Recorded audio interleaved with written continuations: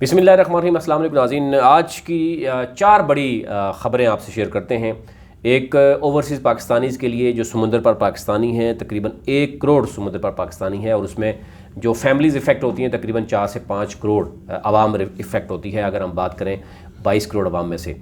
ان کے لیے خوشخبری ہے۔ اس کے ساتھ ساتھ کابینہ میں ایک بڑے لیول کی رد و بدل ہوئی ہے، اس کا فیصلہ کیا گیا ہے، وہ بھی آپ سے شیئر کرتے ہیں کہ کون سے وزیر کو کون سی وزارت میں شفٹ کر دیا گیا اور کس کو کہاں بھیج دیا گیا۔ اور اس کے ساتھ ساتھ آپ نے دیکھا ہوگا کالعدم تحریک جو لبیک ہے،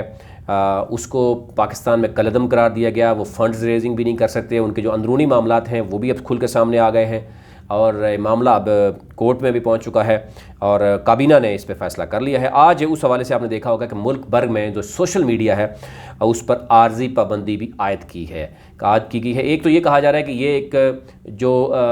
تجربہ ہے وہ بھی کامیاب ہو گیا، کہ اس طرح کا تجربہ کسی بھی وقت بھی کیا جا سکتا ہے، جس میں تمام جو یوٹیوب، فیس بک، واٹس ایپ، ٹویٹر اور اس طرح ٹیلی گراف اور اس طرح ریلیٹڈ جو باقی میڈیا ہے، انسٹاگرام، یہ سارے جو ہے نا ابھی بند ہیں۔ اور یہ کہا گیا ہے، انٹیریئر منسٹری کی جانب سے باقاعدہ طور پر پی ٹی اے کو ہدایت کی گئی تھی کہ یہ کہا جا رہا تھا کہ نماز جمعہ کے دوران یا اس کے بعد ٹی ایل پی کے کارکنوں کا رد عمل خدشہ ہے۔ یہ ظاہر کیا گیا تھا، خفیہ رپورٹس تھی جس پر یہ فیصلہ کیا گیا تھا، اور اب کیونکہ وہ اس کو کالعدم قرار دیا گیا ہے، اب معاملہ آگے کیا چلے گا۔ ایک کل آپ نے دیکھا ہوگا ایک تحریر بھی جو ہے وہ آئی تھی سعد رضوی صاحب کی طرف سے، جو ٹی ایل پی کہ اس وقت جو ہے وہ سربراہ ہیں، اور ان کے ساتھ جو پہلے سے موجود ٹی ایل پی کے کچھ سینئر لوگ تھے، ان کے درمیان میں اختلافات ہیں۔ وہ آج کل کیا کہتے تھے ان کے بارے میں آپ جانتے ہی ہیں، لیکن کیونکہ اختلافات ہیں، کچھ معاملات ہیں جس کی وجہ سے یہ معاملہ یہاں تک پہنچ چکا ہے، لیکن کیونکہ اس میں ایک رخ دوسرا بھی دیا جا رہا ہے کہ جناب یہ 20 اپریل کو یہ احتجاج ہونا تھا، تو اس سے پہلے ہی ان کو گرفتار کیا گیا۔ سب سے اہم جو خبر آپ سے شیئر کرتے ہیں کہ اس وقت جو وفاقی کابینہ میں بڑے لیول پر رد بدل ہوا ہے، اور یہ اس وقت تیسرا سال جا رہا ہے موجودہ حکومت کو، یعنی آپ دیکھیں گے جولائی میں 3 سال ہو جائیں گے۔ اس وقت بھی ابھی تک کوئی بھی وزیر جو ہے اپنی جگہ پہ موجود نہیں ہے۔ آج بھی ہم نے دیکھا کہ جو وفاقی وزیر ہیں حماد اظہر، ان سے وزارت خزانہ اور عمر ایوب سے وزارت توانائی کا چارج واپس لے لیا گیا ہے۔ اب شوکت ترین صاحب کو وزیر خزانہ بنا رہا ہے کا فیصلہ کیا گیا ہے، اور عمر ایوب سے وزارت توانائی کی ذمہ داریاں لے لی گئی ہیں۔ یہ وزارت حماد اظہر کو دینے کی بات کی گئی ہے، اور اسی طرح عمر ایوب کو وزیر اقتصادی امور مقرر کرنے کا فیصلہ کیا گیا ہے، اور وفاقی وزیر خسرو بختیار جو تھے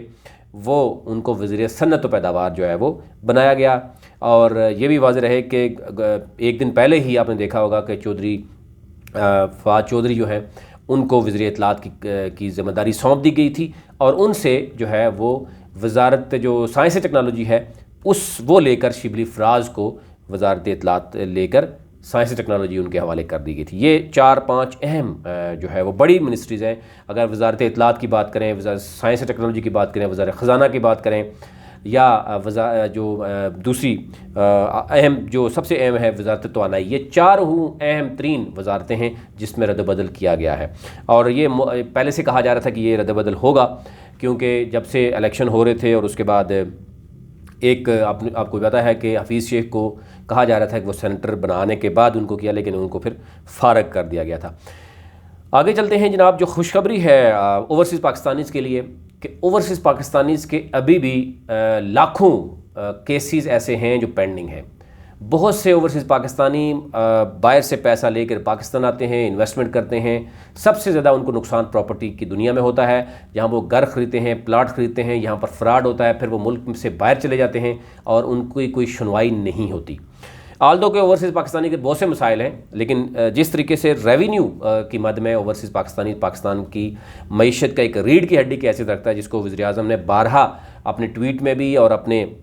جب بھی وہ کرتے ہیں تو اس کو آن کرتے ہیں۔ اب پنجاب میں ایک بڑی تبدیلی لانے کی کوشش کی گئی ہے، یعنی ایون اوورسیز پاکستانیز کی ایک ڈیمانڈ ہے کہ ان کا نمائندہ سینٹ میں بھی ہونا چاہیے، قومی اسمبلی میں بھی ہونا چاہیے، ان کو بھی کوئی جو ہے وہ سنوائی ہونی چاہیے۔ لیکن ایٹ لیسٹ ایک چیز جو نظر آئی ہے وہ पंजाब के जो गवर्नर हैं, क्योंकि ज़ाहिर है वो ख़ुद ओवरसीज़ पाकिस्तानी रहे, बड़ा अरसा उन्होंने रहा पाकिस्तान से बाहर रहे, वो समझते थे रियल इश्यूज़ क्या हैं ओवरसीज़ पाकिस्तानीज़ के। अब ये गवर्नर पंजाब चौधरी सरवर की ज़ेर सदारत इजलास में ओवरसीज़ पाकिस्तानीज़ के केसेस के लिए पंजाब में स्पेशल कोर्ट्स जो है कि क़याम का फ़ैसला किया गया है। यानी ओवरसीज़ पाकिस्तानियों के लिए स्पेशल कोर्ट्स ये बनाने का जो फ़ैसला है ये बहुत ही अहमियत का अमल है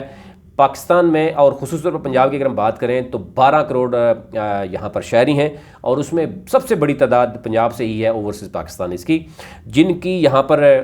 पाकिस्तान के मुख्तलिफ़ एरियाज़ में मुख्तलिफ़ अदालतों में उनके केसेस मौजूद हैं, लेकिन उनकी सुनवाई नहीं होती क्योंकि वो मुल्क से बाहर होते हैं, उनके बच्चे यहाँ पे होते हैं, उनके साथ फ्रॉड होता है और वो उनको अपनी जॉब छोड़कर वापस आना पड़ता है। और कई ऐसे ओवरसीज़ पाकिस्तानीज़ हैं जिन्होंने अपनी जमा पूंजी भी गई, अपनी जॉब भी छोड़ी, यहाँ पे कोर्ट्स के धक्के खाए, और फाइनली क्या होता था कि फ़ैसला भी उनके ख़िलाफ़ आता था। तो ये बहुत सी कंप्लेंट्स थी, लेकिन अभी हम देख रहे हैं कि ओवरसीज़ पाकिस्तानीज़ के लिए केसेस के लिए फ़ैसलों के लिए वक्त की हद भी मुकर्रर की जाएगी, और ये कहा गया कि ओवरसीज़ पाकिस्तानी कौम का सरमाया है, इनके मसाइल को तरजीही बुनियादों पर जो है वो हल किया जाएगा। और इजलास में ये भी देखा गया कि ओवरसीज़ पाकिस्तानीज़ को वीडियो लिंक के ज़रिए बयान रिकॉर्ड करवाने की इजाज़त भी होगी। और इस हवाले से chief justice Lahore high court का ओवरसीज़ पाकिस्तानियों को इंसाफ की फराहमी में अहम किरदार जो है वो है, ये कहना है गवर्नर पंजाब चौधरी सरवर साहब का। और उनका कहना है कि पाकिस्तान की माशी मजबूती में ओवरसीज़ पाकिस्तान का किरदार काबिल तहसीन है, इनके साथ जुल्म और नाइंसाफ़ी को बर्दाश्त नहीं किया जाएगा। तो ये हमें देखने में नज़र आता है कि ये चीज़ें, ये इश्यूज़ थे जो नज़र आ रहे थे। ये कुछ अहम आज की न्यूज़ थी, वो आप तक पहुँचा रहे हैं, क्योंकि सोशल मीडिया में आज आपने देखा कि जो आर्जी पाबंदी है जिसकी वजह से रुकावटें ज़रूर मौजूद हैं, मैसेजेस और ये जो वो नहीं पहुंच रहे, और जिसकी वजह से डिले हो रहा है वो आप तक पहुंच रहे हैं। चैनल को ज़रूर सब्सक्राइब कीजिएगा, बेल आइकन को ज़रूर क्लिक करें ताकि हमारी टीम की हौसला अफजाई हो सके और आप तक बर वक्त जो है वो जो टॉप स्टोरीज़ हैं, जो डेली की टॉप स्टोरीज़ हैं, जो स्टोरीज़ हैं हमारी, वो आप तक पहुँच सकें। बहुत शुक्रिया।